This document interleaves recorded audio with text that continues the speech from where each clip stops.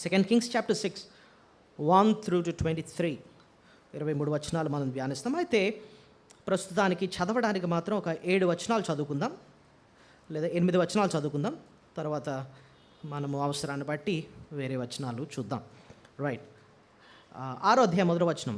అంతటా ప్రవక్తల శిష్యులు ఎలీషా యొద్దకు వచ్చి, ఇదిగో నీ యొద్ద మాకున్న స్థలము ఇరుకుగానున్నది,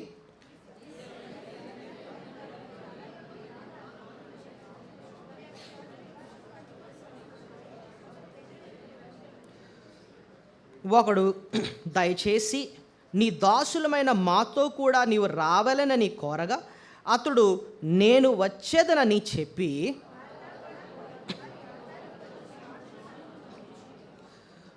ఒకడు దూలము నరుకుచున్నప్పుడు గొడ్డలి ఊడి నీటిలో పడిపోగా, వాడు అయ్యో నా ఏలినవాడా, ఇది ఎరువు తెచ్చినదని మొర్రపెట్టాను గనుక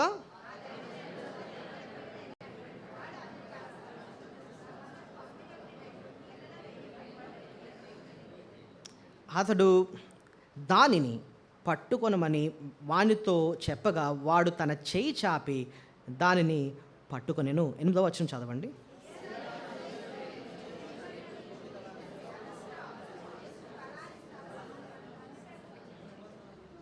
రైట్.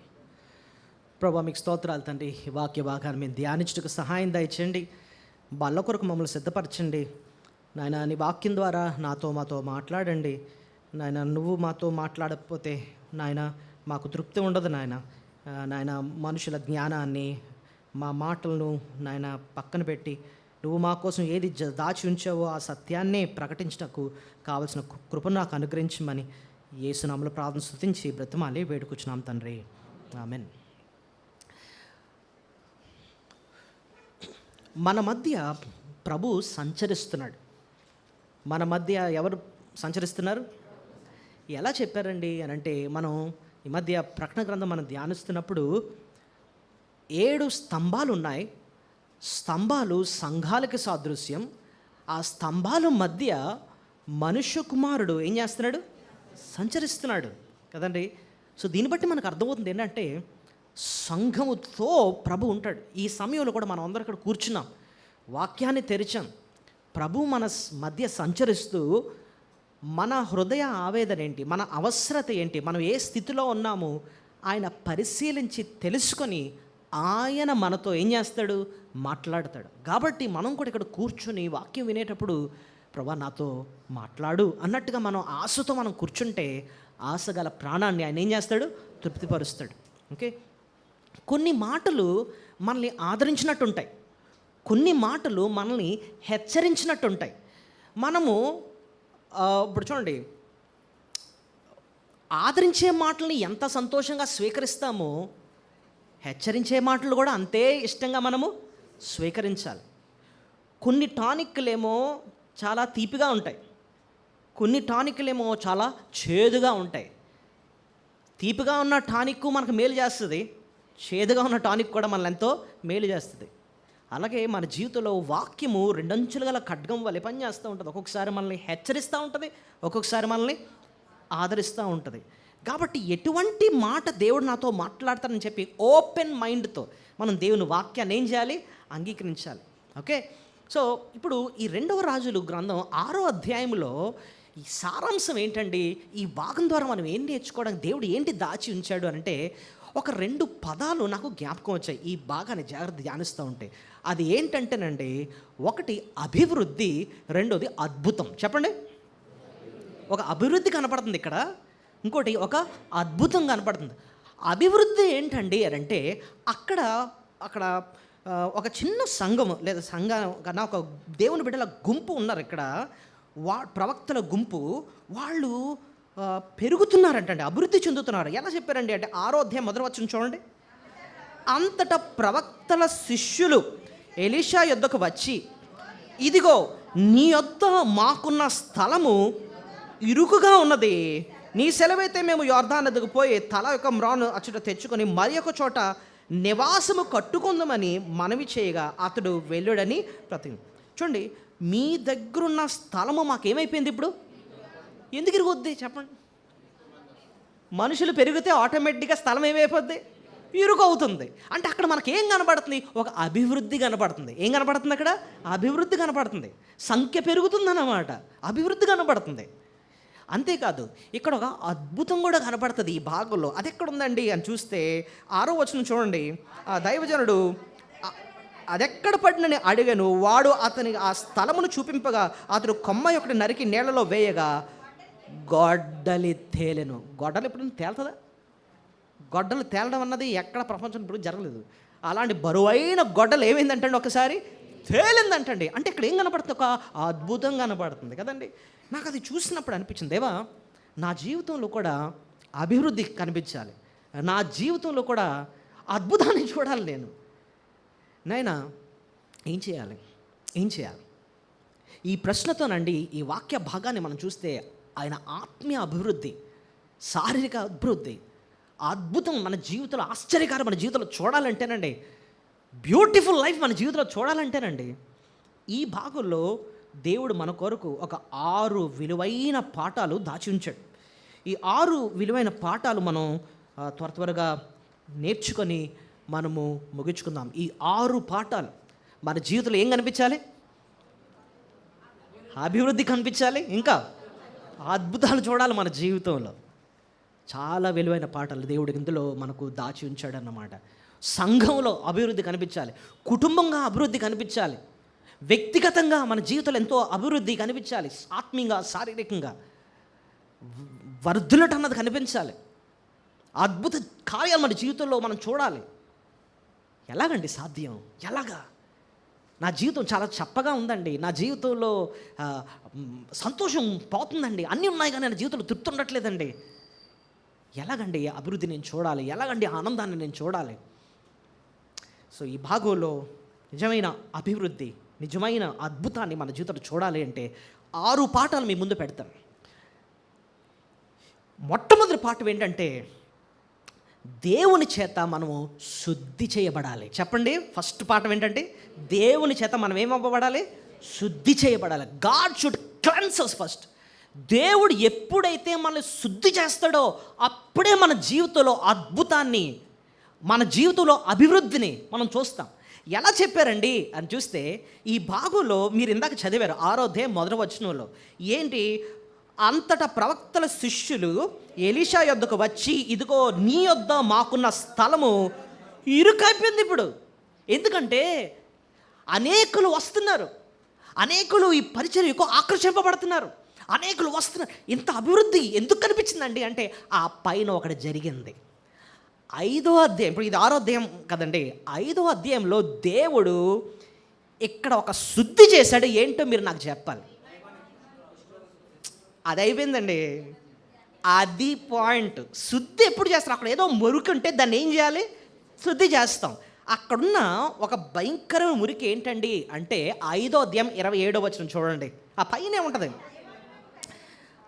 నయమానకు కలిగిన కుష్టి నీకును నీ సంతతికి సర్వకాలము అంతయుండును అని చెప్పగా వాడు మంచు వలె తెల్లనైన కుష్ఠము కలిగి ఎలీషా ఎదుట నుండి బయటికి వెళ్ళను. అంటే అర్థం ఏంటంటే దేవుడు ఏం చేశాడు? శుద్ధి చేశాడు అనమాట. అప్పుడు వరకు ఒక గురువు అక్కడ ఉన్నాడు, అప్పుడు వరకు ఒక దేవునికి నచ్చనోడు అక్కడ ఉన్నాడు. వాడు ఎవరో తెలుసా? గెహజీ. గత వారం నేను అడిగిన అందుకోసం, గత వారం మనం ఎవరి గురించి నేర్చుకున్నామంటే, ఎవరి కోసం నేర్చుకున్నాం? గెహజీ. వాడు ఒక డేంజరస్ పర్సన్ అనమాట. అక్కడ చాలా భయంకరమైన మనిషి అన్నమాట. మనం గత వారం గెహజీ జీవితాన్ని మనం ధ్యానించినప్పుడు వాడి యొక్క బుద్ధి ఎవరెవరు పసిగట్టేశారు? షూనేమీరాలు పసిగట్టింది, ఎలీషా పసిగట్టాడు. వాడు భయంకరమైన వ్యక్తి అన్నమాట. మనం చూసాం. దేవుడు తనకి మారడానికి అవకాశం ఇచ్చినా సరే మారలేదు. ఎలీషా దగ్గర పచ్చబద్ధం ఆడేశాడు, నేను ఇక్కడే ఉన్నాను కదా అని. అక్కడికి వెళ్ళి నయమాన్ దగ్గరేమో ఎలీషా గురించి అబద్ధము ఆడుతున్నాడు. ఎలీషాయే కదా నన్ను అడిగాడు ఇవన్నీ తీసుకురమ్మని చెప్పేసి దైవజనుడిని భయం లేకుండా సరే ఆడు స్వలాభం కోసం ఇష్టానుసారంగా మాట్లాడేస్తున్నాడు. దేవుని భయం ఏమాత్రం వాడికి లేదు.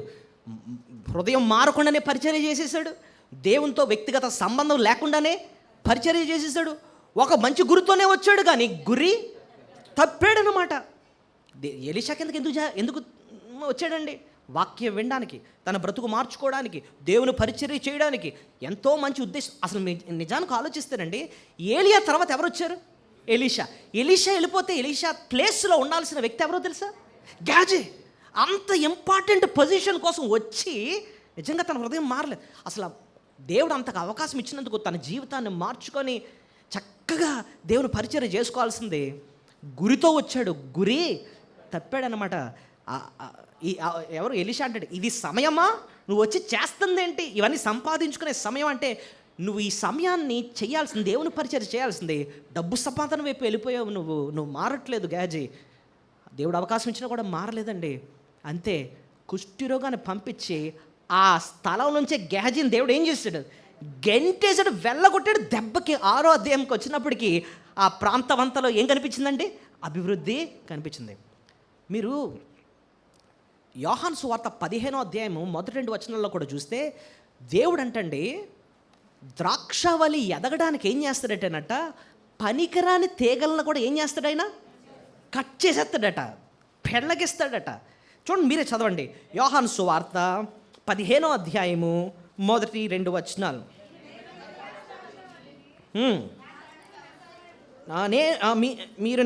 నేను నిజమైన ద్రాక్షావళిని, నా తండ్రి వ్యవసాయకుడు, నాలో ఫలింపని ప్రతి తీగను ఆయన తీసి పారవేయును, ఫలించు ప్రతి తీగను మరి ఎక్కువగా ఫలింపవల్లని దానిలో పనికిరాని తీగలను తీసి. ఈ మాట చూడండి, ఫలించు ప్రతి తీగ మరి ఎక్కువగా ఫలింపాలని దానిలోని పనికిరాని తీగలను ఏం చేస్తాడు ఆయన?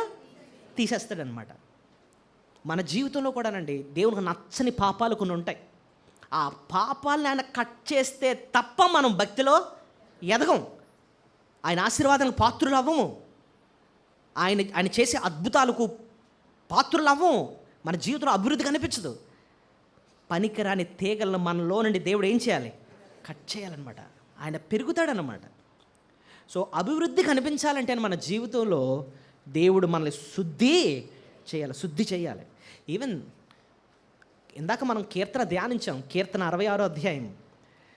భక్తుడు, అక్కడ మేము సంతోషించాం, అక్కడ ఆయన యందు మేము ఏం చేసాం? ఆనందించాం, సంతోషించాం అన్నాడు. ఆ సంతోషం ఎందుకు వచ్చిందండి అని అంటే, ఆయన అంటాడు, నాలో ఒక పాపం ఉంది. అయితే దేవుడు ఏం చేశాడు తెలుసా? మమ్మల్ని బందీ గృహంలో పెట్టాడు. ఎక్కడ పెట్టాడు?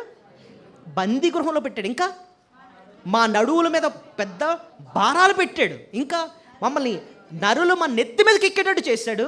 అంతేకాదు, అగ్నిలో పడేటట్టు చేశాడు, నేలలో పడేటట్టు చేశాడు. ఒక్క మాటలో చెప్పాలంటే మమ్మల్ని శుద్ధి చేశాడు. కాబట్టి ఇప్పుడు నేను చెప్తున్నాను, ఆయన యందు ఇప్పుడు మేము ఏం చేస్తున్నాం? సంతోషం. నీ జీవితంలో సంతోషం ఉండాలంటే ముందు దేవుడు నిన్ను శుద్ధి చేయాలి. నేను ఇంగ్లీష్లో ఒక స్టేట్మెంట్ చెప్పాను మార్నింగ్, మీకు ఎంతమంది గుర్తుందో? Holiness and happiness always go hand in hand. పరిశుద్ధత, సంతోషం ఎప్పుడూ కలిసే వెళ్తాయి, కలిసే ప్రయాణం చేస్తాయి. ఒకటి లేకుండా ఇంకోటి ఉండదన్నమాట. నీ జీవితంలో పరిశుద్ధత ఉన్నప్పుడే దేవుడు నీకేమిస్తాడు? సంతోషం ఇస్తాడు. అది రావాలి అంటే దేవుడు నిన్ను శుద్ధి చేయాలి. శుద్ధి చేయడానికి దేవుడు 2 వాడుకుంటాడు. ఒకటి కష్టాలు వాడుకుంటాడు, శ్రమలు వాడుకుంటాడు. రెండోది ఆయన వాక్యాన్ని వాడుకుంటాడు. ఇక్కడ గెహజీ లాంటి బయటికి గెంటిన తర్వాతే వీళ్ళకి అభివృద్ధి కనిపించింది. ఇంకో విషయం చెప్తాను, ఆఖాన్ ఉన్నాడు. ఆఖాన్ని చంపిన తర్వాతే వాళ్ళకి విజయము వచ్చింది. అంతే కదండి. ఆఖాన్ ఏం చేశాడు? ఏది శపించాడో దేవుడు దాన్ని పట్టుకొని తీసుకొచ్చాడు, దాచుకున్నాడు.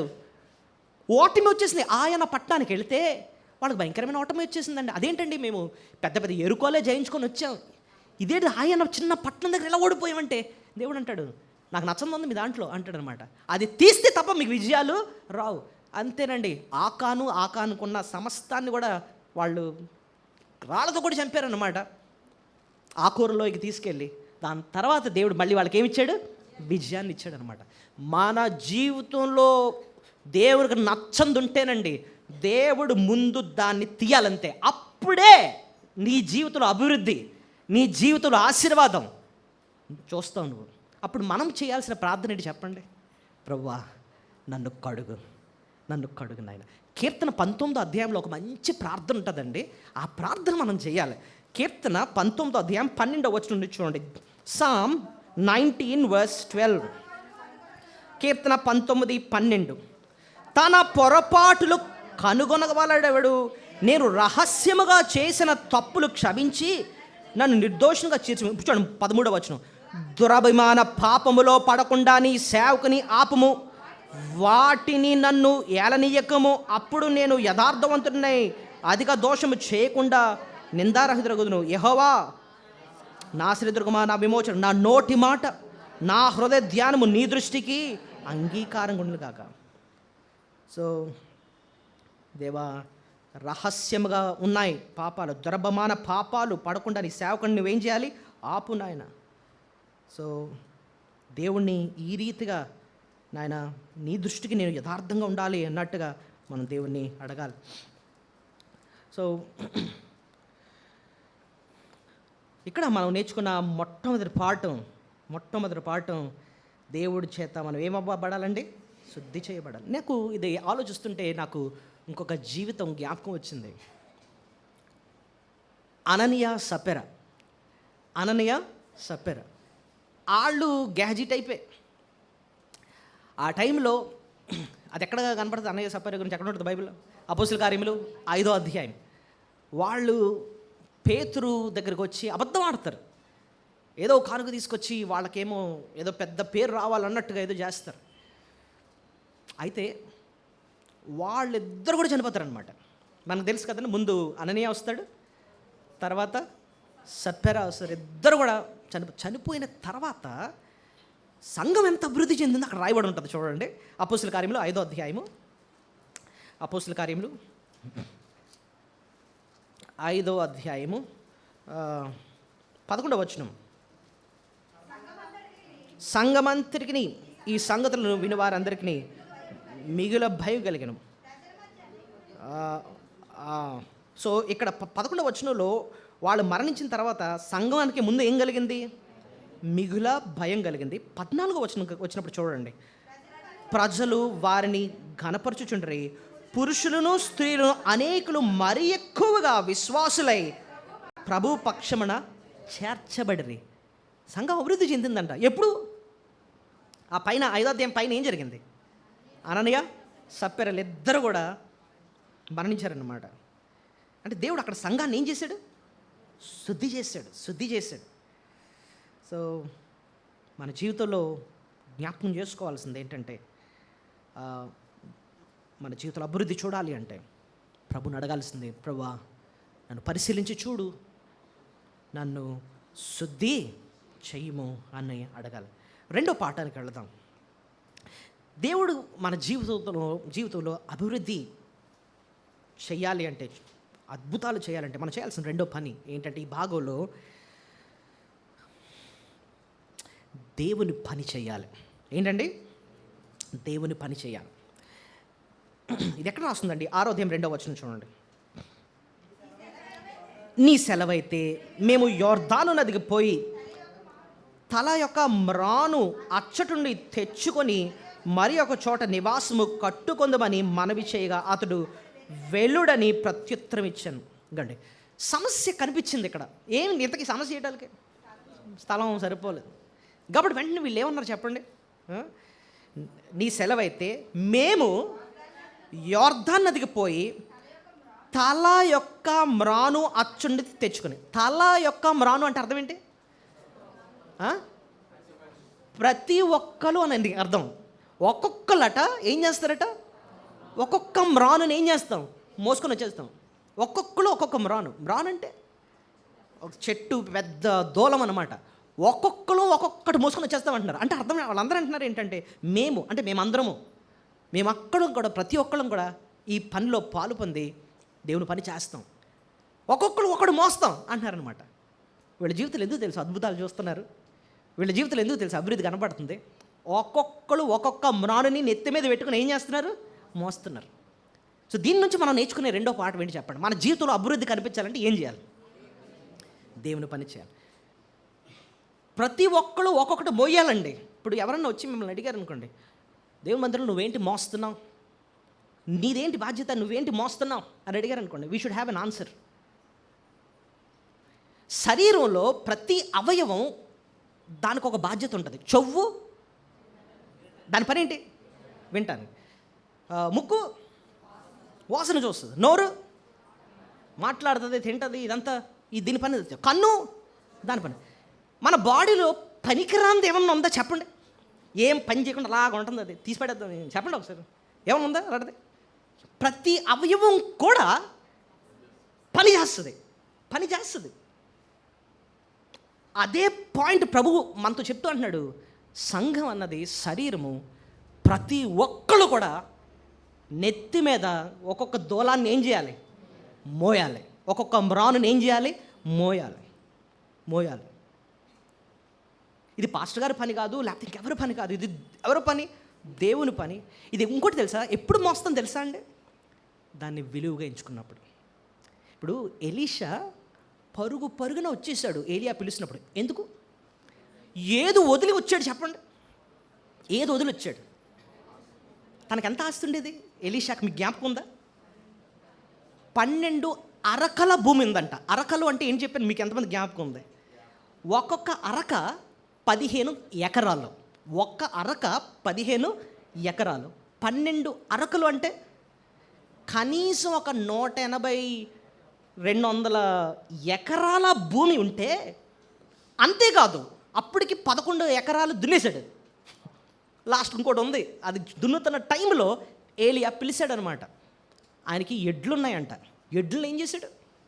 ఎడ్లు చంపేసి బలిచ్చేసి అందరికీ భోజనాలు అంటే చూడండి పెట్టేసి అన్నీ వదిలేసి పరుగున ఈ పని చేయడానికి వచ్చేసి, అదేంటయ్యా అంత విలువైంది వదిలి ఇక్కడికి ఎందుకు వచ్చాడు? అంతకన్నా విలువైంది ఇది.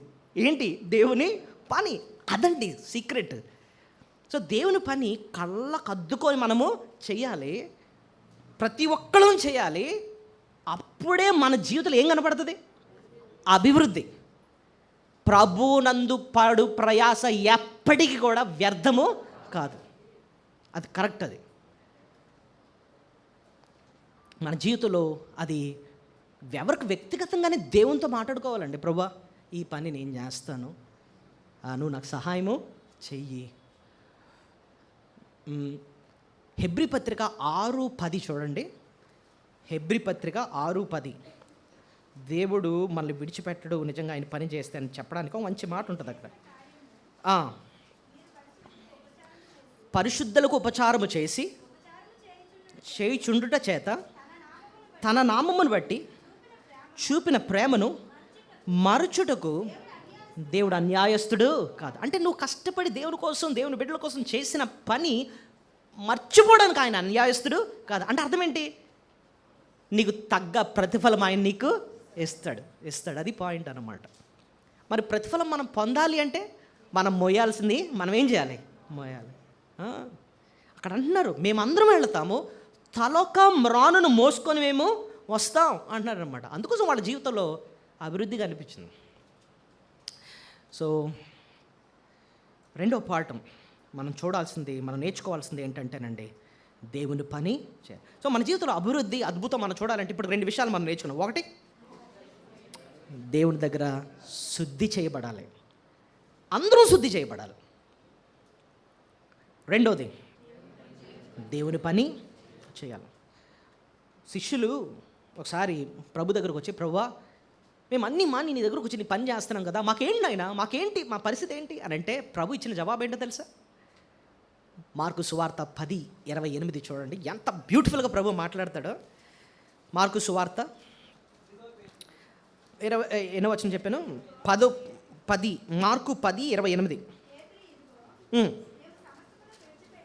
సమస్తమును విడిచిపెట్టి నిన్ను వెంబడించితమని ఆయనతో చెప్పగా, అందుకు యేసు ఇట్లా, నేను నా నిమిత్తము, సువార్త నిమిత్తము ఇంటినైనను, అన్నదమ్ములైనను, అక్క చెండ్లైనను, తల్లిదండ్రులైనను, పిల్లలైనను, భూములైనను విడిచినవాడు, ఆ మాట చూడండి, ఇప్పుడు ఇహమందు హింసలతో పాటు 100 ఎండ్లను, అన్నదమ్ములను, అక్క చెల్లెలను, తల్లులను, పిల్లలను, భూములను రాబో లోకమందు నిత్య జీవము పొందినని మీతో నిశ్చయంగా చెప్తున్నాను. నిశ్చయం అంటే అర్థం ఏంటో తెలుసా?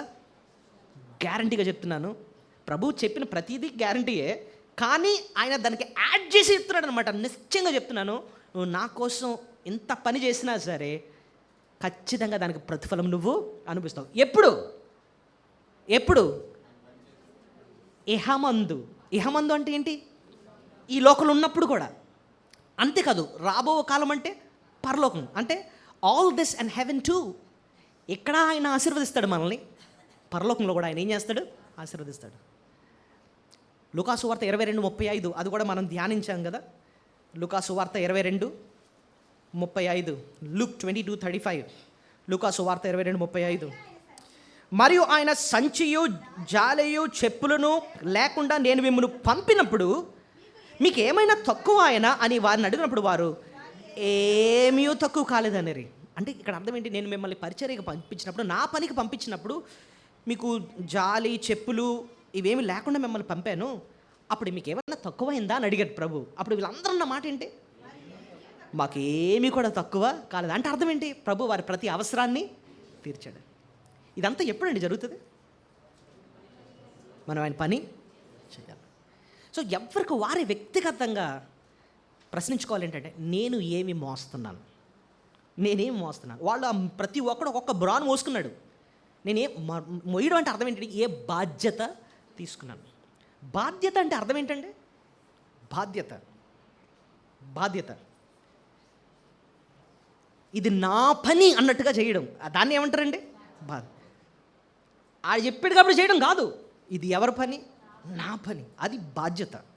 ఓకే, నీ ఇంటిని నువ్వు శుభ్రం చేసుకుంటావు, ఎందుకంటే అది నీ బాధ్యత. పక్కింటోడి ఇల్లు నువ్వు వెళ్ళి శుభ్రం చెయ్యవు, ఎందుకంటే అది బాధ్యత నీది కాదు. నీ బిడ్డలను నువ్వు చూసుకుంటావు, ఎందుకంటే అది నీ బాధ్యత. ఇట్ ఇస్ మైన్ అంటావు, చూసావు. సో దేవుని పని నా పని అన్నట్టుగా మనము చేయడం, దాన్ని ఏమంటారు తెలుసా? బాధ్యత. అది నువ్వు మొయ్యాలన్నమాట. అప్పుడేనండి దేవుడు చూడండి, పక్కోడు గమనించకపోవచ్చు నీ పనిని, కానీ ఎవరు గమనిస్తారు తెలుసా? దేవుడు గమనిస్తున్నాడు. సో వీళ్ళలో అభివృద్ధి ఆశ్చర్యం ఎందుకు కనిపిస్తుందండి అని అంటే, ఒకటి శుద్ధి చేయబడుతున్నారు, రెండోది దేవుని పని చేశారు. మూడో పాఠానికి వెళ్దాం. మూడో పాఠం మన జీవితంలో అంటండి, ప్రతి విషయంలో దేవుణ్ణి మనతో రమ్మని మనం కోరాలట. చెప్పండి, దేవుణ్ణి మనతో రమ్మని, లేదా మనతో ప్రయాణం చేయమని, మనకు తోడుగా ఉండమని, మనకు సహాయం చేయమని, నువ్వు నాతో రావాలి నాయన అన్నట్టుగా మనం కోరాలంటండి. 3వ వచనం చదవండి.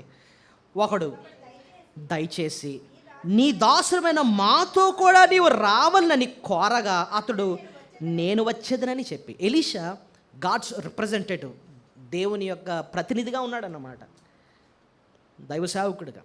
అంటున్నాడు వాళ్ళతో, అయ్యా మేము వెళుతున్నాం పని చేయడానికి.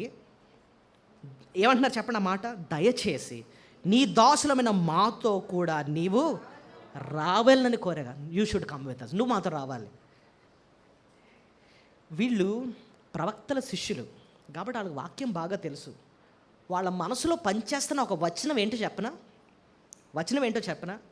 యెహోవా ఇల్లు కట్టించని ఎడల దాని కట్టి వారి ప్రయాస వ్యర్థం. ఇగో మేమేదో కట్టేయడానికి వెళుతున్నాము, దేవుడు సహాయం చేయకపోతే మేము ఏమీ కట్టలేము, కాబట్టి దైవజనుడా నువ్వు మాతో రా.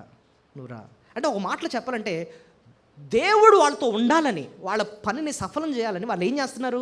కోరుకుంటున్నారు అనమాట. ఏమంటే మన జీవితంలో గుర్తుపెట్టుకోండి, ఒక చిన్న వ్యాపారం మొదలుపెట్టిన, బిడ్డ గురించి ఏదో వివాహ సంబంధం మాట్లాడడానికి వెళ్ళాల్సిన, లేకపోతే ఒక ఇంటర్వ్యూకి నువ్వు బయలుదేరి వెళ్తున్నా సరే, ఒక డాక్టర్ని చూపించుకోవడానికి వెళ్తున్నా సరే, నువ్వు ఏ పరిస్థితి గురించి నువ్వు ఆలోచించినా సరే, ఒకటి దేవుని దగ్గరకు వెళ్తారు, ప్రభువా నువ్వు మాతో రండి, నువ్వు మాతో వస్తేనే మా పని సఫలమవుద్ది, నువ్వు మాతో రాకపోతే మేమేం చేయలేం. బైబిల్లో ఒక ఆయన అలాగ అడిగాడండి, నువ్వు మాతో రా, నువ్వు నాతో రా. ఎవరు అడిగారు చెప్పండి? ఎవరు అడిగారు? బాగా చెప్పారు. ఎవరు? మోషే అడిగాడు. మోషే ఎక్కడ అడిగాడు తెలుసా? నిర్గమాకాండం 33వ అధ్యాయం 15వ వచనం చూడండి, ఎంత చక్కగా అడుగుతాడు దేవుణ్ణి. నిర్గమాకాండం 33వ అధ్యాయము. మోషే నీ సన్నిధి రాని ఎడల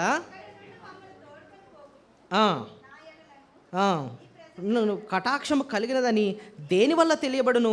నీవు మాతో వచ్చటం వల్లనే కదా అట్లు మేము అనగా నేనును నీ ప్రజలు భూమి మీద ఉన్న సమస్త ప్రజలందరినీ ప్రత్యక్షింపబడినని ఆయనతో చెప్పాను. ఇక్కడ ఉంటున్నాడు ఒక మాట, నువ్వు రాకపోతే ఎలాగ నాయన, నువ్వు మాతో తప్పకుండా రావాలి, మేము ప్రయాణం చేస్తే నువ్వు మాతో రావాలి.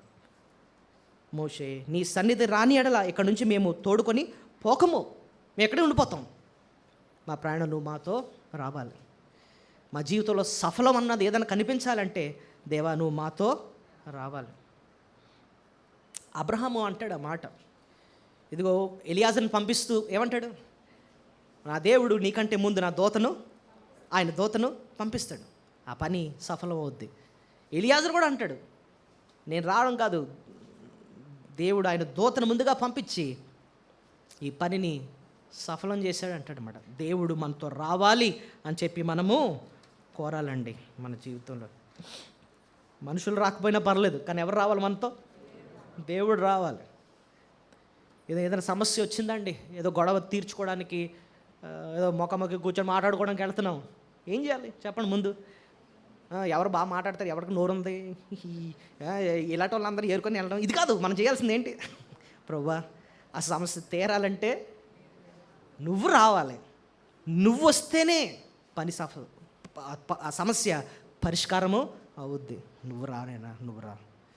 ఇదండి, అప్పుడే అభివృద్ధి మన జీవితంలో చూస్తాం, అప్పుడే అద్భుత కార్యం మన జీవితంలో చూస్తాం. సో 4వ పాఠానికి వెళదాం. కష్టం వచ్చినప్పుడు దేవునికి చెప్పుకోవాలి. 4వ పాఠం ఏంటండి? కష్టం వచ్చినప్పుడు మనం ఏం చేయాలట? దేవునికి చెప్పుకోవాలి. ఇక్కడ వీళ్ళు మంచి పనే చేస్తున్నారు, ఇప్పటి వరకు వీళ్ళు ఏ తప్పు చేయలేదండి, అయినా కష్టం వచ్చిందండి. ఇంతకీ ఏంటి? వీళ్ళు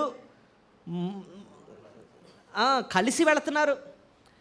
అక్కడున్న యజమాని ఆయన ఎవరు, ఎలీషాను పర్మిషన్ అడిగి సహితం వెళ్ళారు.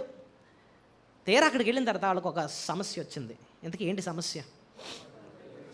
ఒక ఆయన చాలా మంచి ఆయనే, దేవుని పని చెయ్యాలని ఎంతో శ్రద్ధగా వచ్చాడు. గొడ్లో ఎరువు తెచ్చుకున్నాడు. అరువుకు ఎందుకు తెచ్చుకున్నాడంటే ఈయన దగ్గర లేదు కాబట్టి. ఎందుకు లేదు? ఈయన పేదోడు, గొడ్డలు కూడా కొనుక్కోలేని అంత పేదవాడు కాబట్టి అరువు తెచ్చుకున్నాడు. తెచ్చుకొని దడ కొడుతున్నాడు, కష్టపడి పని చేస్తున్నాడు. ఆయన ఏ పాపం చేయలేదు, ఏ తప్పు చేయలేదు, మంచి ఆయన శ్రద్ధగా పని చేస్తున్నాడు. అయినా సరే ఒక్కోసారి మన జీవితంలో ఏమొస్తాయి చెప్పండి? కష్టం వస్తాయి. మంచి ఉద్దేశంతో దేవుని పని చేస్తున్న కష్టాలు వస్తాయి.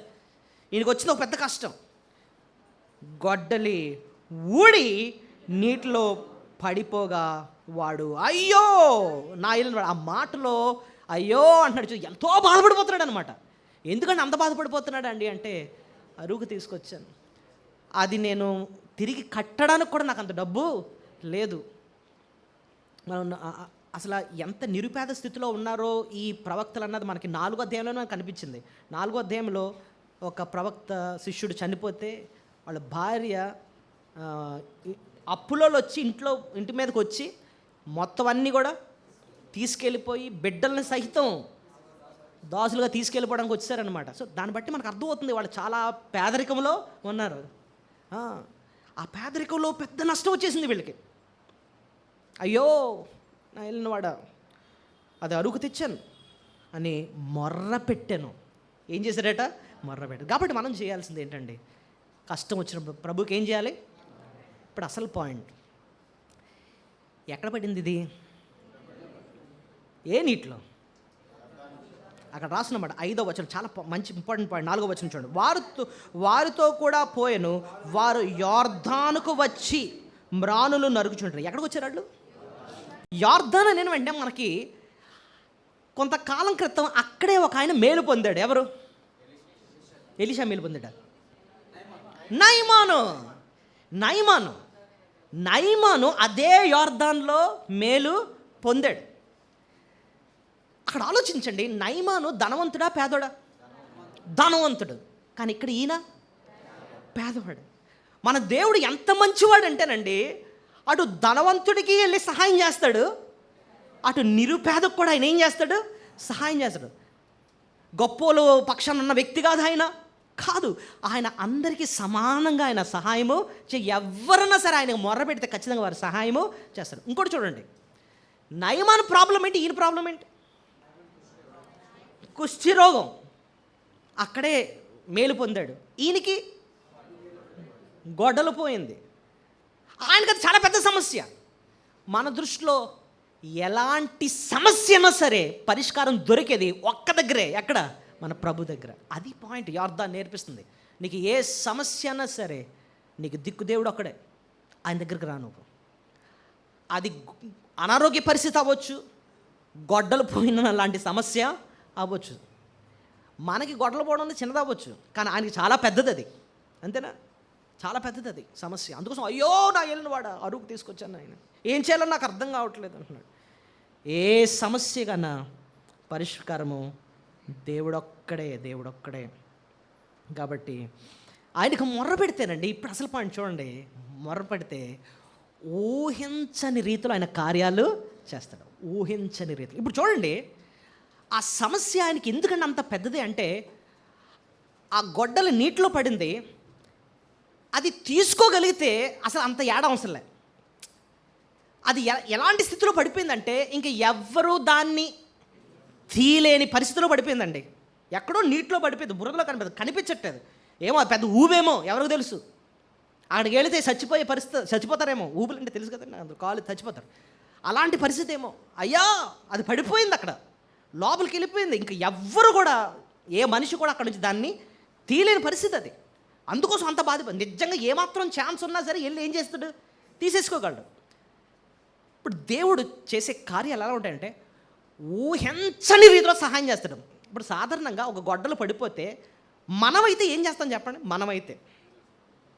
మనమైతే ఒక కొమ్మను నరికి వేసి వస్తుంది బయటికి, మనం అలాంటివి చేయం. మనమైతే ఏం చేస్తాం చెప్పండి? మనకి ఇప్పుడు చూడండి, డైవింగ్ సూట్స్ ఉంటాయి చూసారా? అట్లీస్ట్ డైవింగ్ అంటే ఆక్సిజన్ మాస్క్లు అవి వేసుకొని దూకి లోపలికి వెళ్ళి మొత్తం మీద పట్టుకొని బయటికి తీసుకొస్తాం. అది మనమైతే, అంటే మనకున్న టెక్నాలజీని బట్టి. ఊహకందని రీతిలో ఇక్కడ సహాయం చేశాడంటే ఏంటి చేశాడు ఇక్కడ? పోయిందా? ఓకే, ఒక కొమ్మ తీసుకున్నాడట. కొమ్మని ఏం చేశాడు? నరికట, తీసుకొచ్చి ఎక్కడ పడిపోయింది అన్నాడు. పలానా చోట పడిపోయింది, అక్కడ వేసాడట. తీసుకెళ్ళి కింద నుంచి గొడ్డలు పైకి. అమ్మ, ఇప్పుడు మనకి జాగ్రత్తగా ఆలోచించండి. వాళ్ళే ఊహించుండరు ఆ రీతిలో చేస్తాడన్న సంగతి. ఊహకు అందని రీతిలో దేవుడు అక్కడ సహాయము చేశాడు. అలాగే ఎందుకు చేశాడండి అని మీరు అడిగితే ఇక్కడ ఉందండి అసలు విషయం.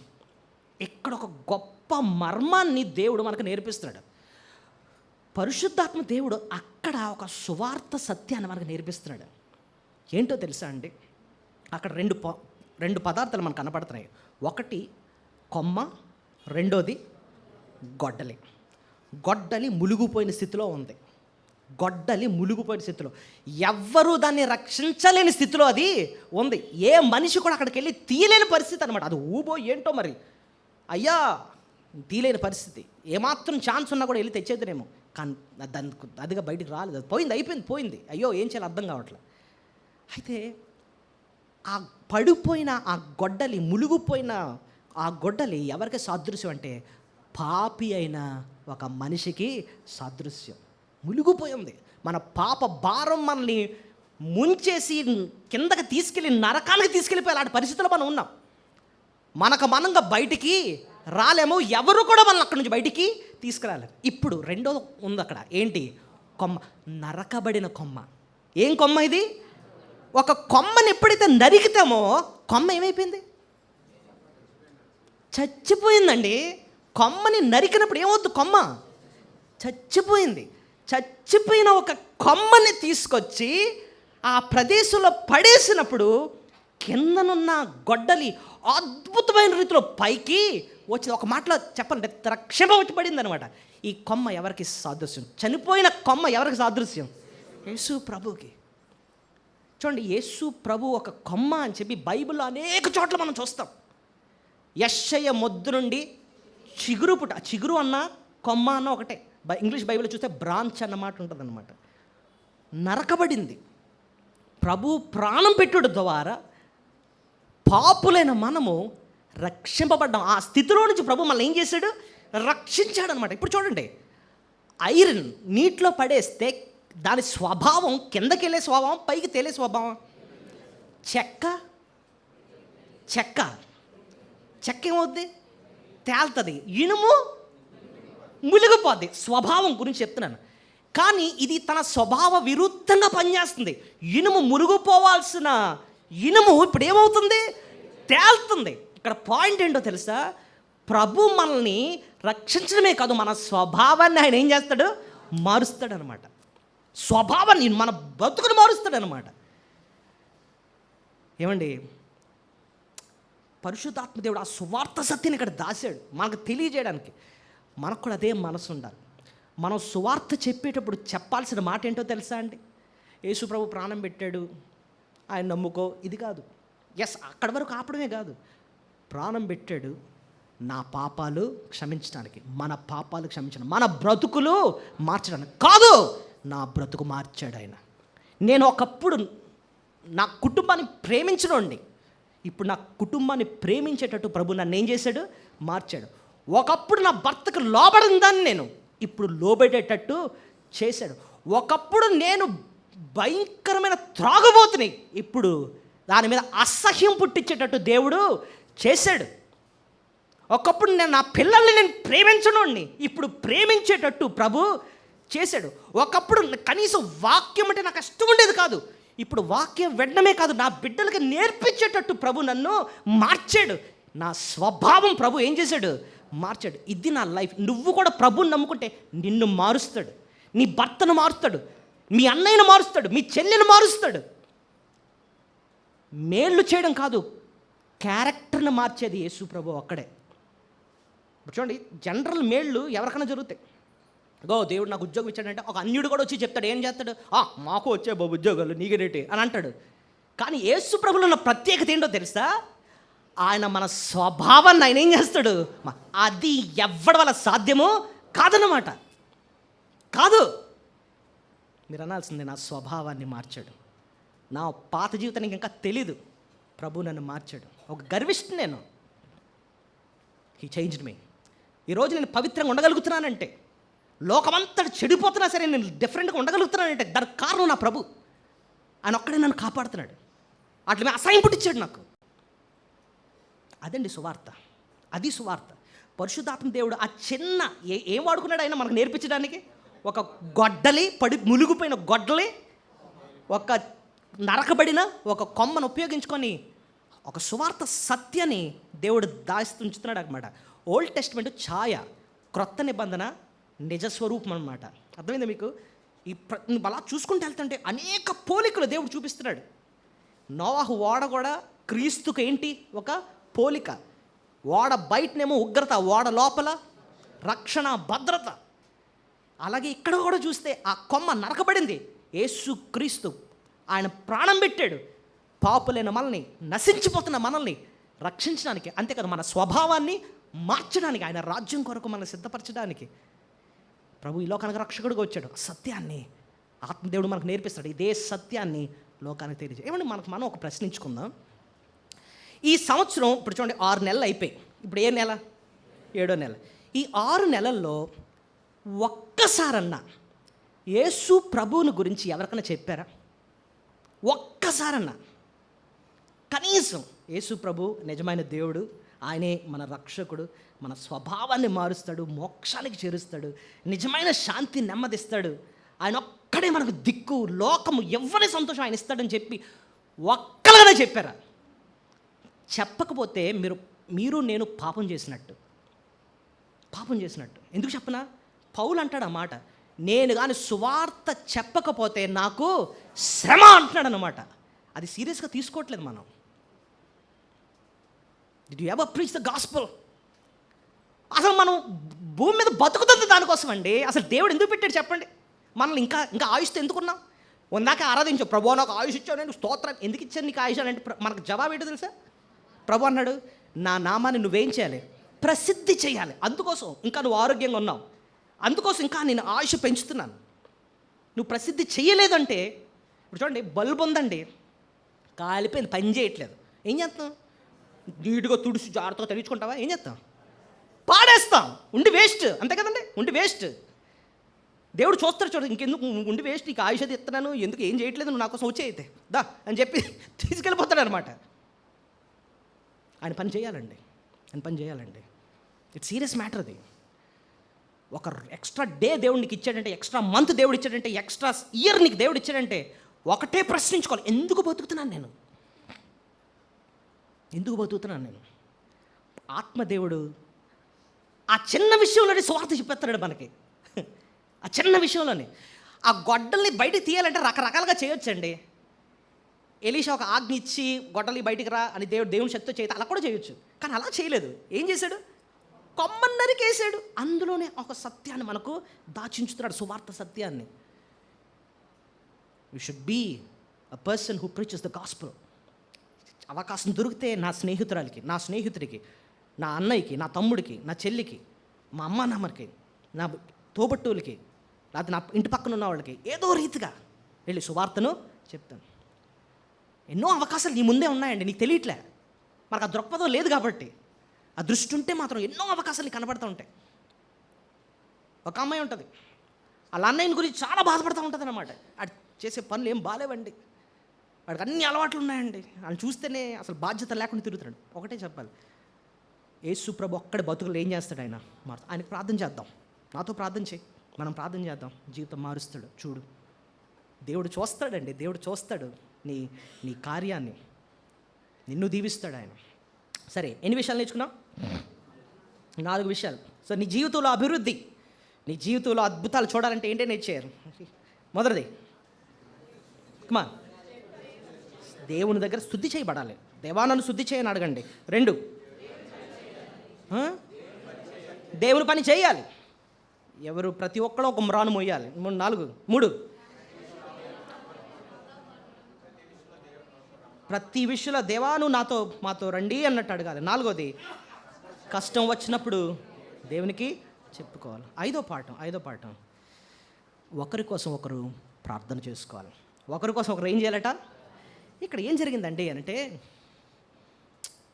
ఎలీషా ఎక్కడున్నాడు? దోతాన్ అన్న ప్రాంతంలో ఉన్నాడు. ఎక్కడున్నాడండి? దోతాన్. సిరియా దేశంలో ఉన్న రాజు కట ఇశ్రాయేల్ మీద యుద్ధంకి వెళ్దామని చెప్పి అనుకున్నారట. అదే మనం 8వ వచనంలో చూసాం కదా. సిరియా రాజు ఇశ్రాయేలుతో యుద్ధము చేయవల్లని కోరి తన సేవకులతో ఆలోచన చేసి, ఫలాని స్థలమందు మనము దండుపేట ఉంచుదామని చెప్పి, ఓకే మనం వెళ్ళి ఎవరితో యుద్ధం చేద్దాం? ఇశ్రాయేల్తో యుద్ధం చేద్దాం. అరే మొన్నే కదా మీ నయమాన్ని బాగు చేశారు, వాళ్ళు మేము వెళ్ళి వెళ్తాం యుద్ధానికి కానీ వెళ్తున్నాడు. మర్చిపోతారు మనుషులు, అంతే, వెళ్ళిపోదాం. అయితే ఇక్కడ పాయింట్ ఏంటంటే, దేవుడు ఎలీషాకి చెప్పేస్తున్నాడు ముందే. ఏమని? ఇదిగో సిరియన్లు వచ్చి అక్కడే ఉన్నారు, రాజు చెప్పి అక్కడికి వెళ్ళొద్దని చెప్తే, ఎలీషా ఏమో సైలెంట్గా ఎవరు చెప్పేస్తున్నారు? రాజు చెప్పేస్తున్నారు. రాజు ఏమో ఆ ప్లేస్కి వెళ్ళట్లేదు అనమాట. వీళ్ళకి బుర్రపాడైపోతుంది. ఎవరికి?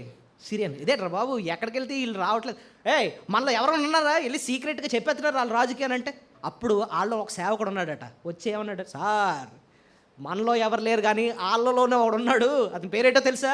ఎలీషా.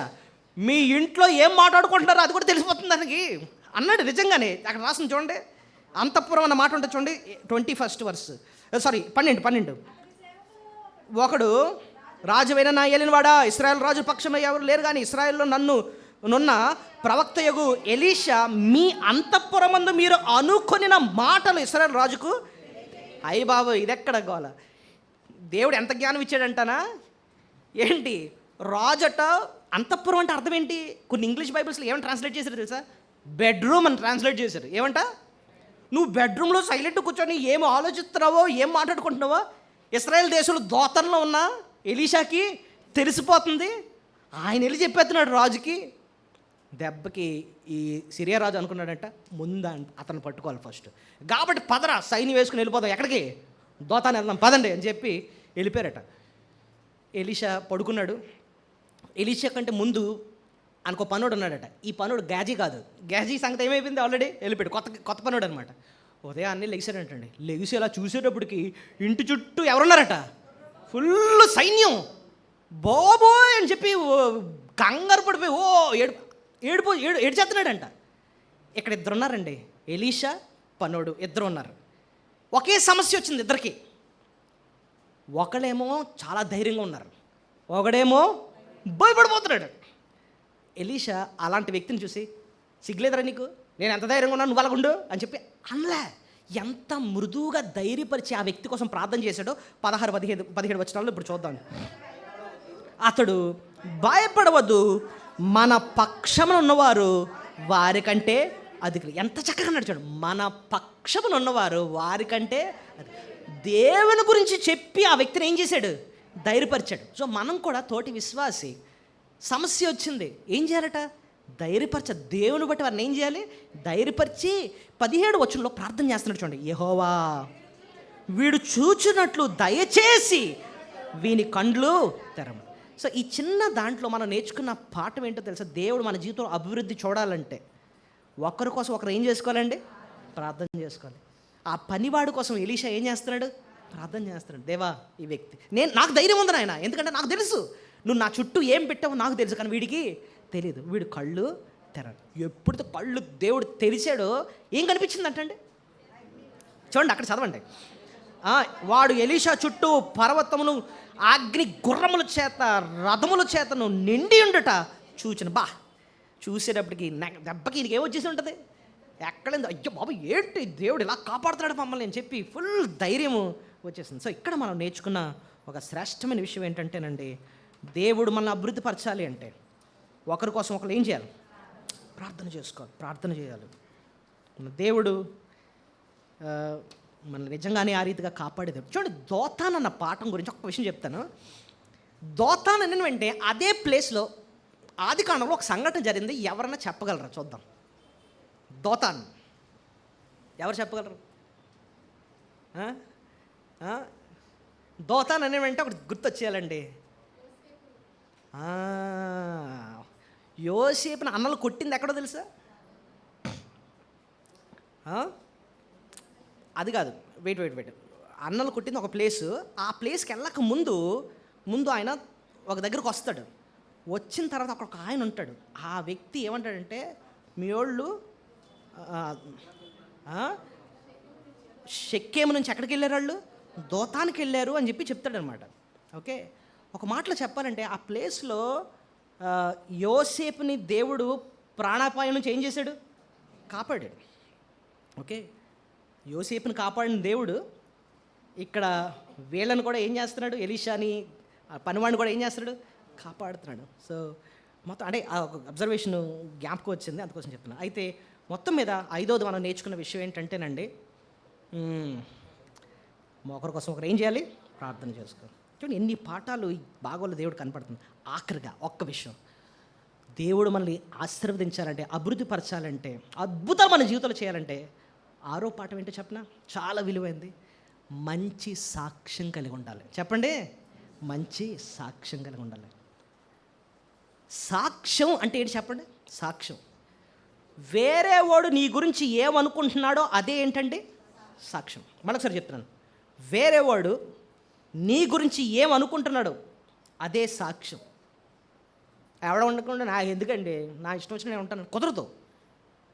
ప్రభువే మనకు ఆజ్ఞించాడు ఏంటంటే, మంచి సాక్ష్యంతో నువ్వు జీవించాలి. మనుషులు నీ సత్క్రియలను చూచి పరలోకమందులో తండ్రిని మహింపరచులాగిన వారి ఎదుట నీ వెలుగు ప్రకాశించు, అంటే మంచి సాక్ష్యంతో జీవించు అంటున్నాడు. ఇక్కడ సాక్ష్యం గురించి ఇక్కడ ఏం నేర్చుకోవచ్చు అండి అంటే, ఇప్పుడు చూడండి సీన్ ఎలా ఉంది. ఎలీషా పక్కన పనోడు, చుట్టూ ఎవరున్నారు, సిరియా సైని. ఇప్పుడు చూడండి, దేవుడు ఒక చిన్న ప్రార్థన చేశాడు. దేవా, వీళ్ళందరికీ గుడ్డితనం కలుగు చేయని అన్నాడు అనమాట. మొత్తం అక్కడ వచ్చిన సైన్యం అందరికీ ఏమొచ్చేసింది, ఇప్పుడు గుడ్డితనం. అయితే ఎలీషా వాళ్ళ దగ్గరికి వెళ్ళి, ఇదిగో మిమ్మల్ని తీసుకెళ్తాను, ఎక్కడ లేడు, పదండి నాతో పాటు అని చెప్పి సైన్యం అంతటి తీసుకుని వెళ్ళాడట. ఎక్కడ తీసుకెళ్ళాడు తెలుసా? షోమ్రోన్. ఎక్కడ తీసుకెళ్ళాడు? షోమ్రోన్లో ఎవరుంటారంటే ఇశ్రాయేలు రాజు ఉంటాడు. రాజు ముందు తీసుకొచ్చి నించోబెట్టేసి, దేవా ఇప్పుడు కళ్ళు తిరిగినాయి వీళ్ళందరికీ అన్నాడు. కళ్ళు తెరిచేటప్పుడు ఎదురుకుండా ఎవరున్నారు? రాజు. చుట్టూ ఇశ్రాయేలు సైన్యం. ఊరు బాబాయ్ దొరికిపోయాం. ఇప్పుడు సాధారణంగా అలా శత్రు దొరికిపోతే రాజు ఫస్ట్ ఏమన్నాడు తెలుసా? కొట్టినా వీళ్ళందరినీ, కొట్టినా అంటే అప్పుడు ఎలీషా ఏమన్నాడు తెలుసా? వీళ్ళందరికీ కూడా భోజనాలు పెట్టాను అన్నాడట. వచ్చిన సిరియాలో అందరికీ ఏం చేయాలి? భోజనాలు పెట్టాలి. దెబ్బకి మంచి భోజనం వండించి మొత్తం అందరికీ భోజనాలు పెట్టాడంటండి. భోజనాలు పెట్టినప్పటికీ ఇప్పుడు సిరియన్లు అనుకుందాం భోజనాలు పెట్టి తిరిగి వాళ్ళ దేశానికి ఇప్పుడు వెళ్ళాలి. దారిలో ఏం మాట్లాడుకుంటారు చెప్పండి? దారిలో ఏం మాట్లాడుకుంటారు? రే మనం దొరికిపోయాం, చంపేయాలి మమ్మల్ని, చంపకుండా వీళ్ళు మనకి ఏం పెట్టారు? భోజనాలు పెట్టారు. ఎంత మంచోళ్ళరా ఇల్లు. ఏం మిగిలింది అక్కడ చెప్పండి? సాక్ష్యం. ఏం మిగిలింది? దెబ్బ కట్టండి. వాళ్ళు మళ్ళీ వీళ్ళ జోలికి యుద్ధానికి ఇంకా రాలే. అదే పాయింట్ ఆఖరి వచనంలో ఉంటుంది చూడండి, అది చదివి ముగించుకుంది. 23. అతడు వారి కొరకు విస్తారమైన భోజన పదార్థంలో సిద్ధపరచగా వారు అన్నపానులు పుచ్చుకొని రాజు సెలవు పొంది తమ యజమాని యొద్దకు పోయిరి. అప్పటి నుండి సిరియనులు దండువారు ఇశ్రాయేలు దేశమునకు వచ్చుట మానిపోయింది. ఎందుకు మానేశారు చెప్పండి? వాళ్ళకున్న సాక్ష్యం. ఏమండి, శత్రులైన మనల్ని ప్రభు ఏం చేశాడు? ప్రేమించి మనల్ని చంపేయాల్సింది క్షమించి ఆయన బిడ్డలుగా చేసుకున్నాడు. భోజనం ఎవరికి పెడతారంటే స్నేహితుడికి ఏం చేస్తాం మనం? భోజనం పెడతాం. అలాగా దేవుడు పాప క్షమాపణ అనుగ్రహించి భోజనం మెఫీబోషెత్తుకి ఏం పెట్టాడు? భోజనం బల్ల దగ్గర తీసుకొచ్చాడు అన్నమాట. అలాగా మనకు సహవాసం ఇచ్చి ఆయనతో సమాధానం ఇచ్చాడు. మనం అలాంటి ప్రేమను మనం లోకాన్ని చూపిస్తూ మంచి సాక్ష్యంతో మనం జీవిస్తూ ఉంటేనండి, ఆ సాక్ష్యమే దేవుడు సంతోషిస్తాడు. ఆ సాక్ష్యాన్ని ఉపయోగించుకొని లోకాన్ని కూడా ఆయన తట్టు ఆకర్షించుకునేటట్టు చేస్తాడనమాట. దేవునికి మన నుంచి కోరేది చాలా ముఖ్యమైనది ఏంటంటే సాక్ష్యం. మంచి సాక్ష్యం ఉంటేనే దేవుడు మనల్ని ఎంతో ఆశీర్వదిస్తాడు. 6 విషయాలు చెప్పేశాను. వాళ్ళకెళ్ళక ముందు ఒక్కసారి జ్ఞాపకం చేసుకుందాం. దేవుడిని ఆశీర్వదించాలంటే ఏం చేయాలి? శుద్ధి చేయబడాలి. 2, దేవుని పరిచర్య చేయాలి. 3, ప్రతి విషయంలో దేవుడు మనతో రావాలని కోరుకోవాలి. 4వది, కష్టం వచ్చినప్పుడు దేవుని చెప్పుకోవాలి. ఒకరి కోసం ఒకరు ప్రార్థన చేసుకోవాలి. మంచి సాక్ష్యం కలిగి జీవించండి. దయచేసి అందరూ మోకరించండి. వాళ్ళ కొరకు మన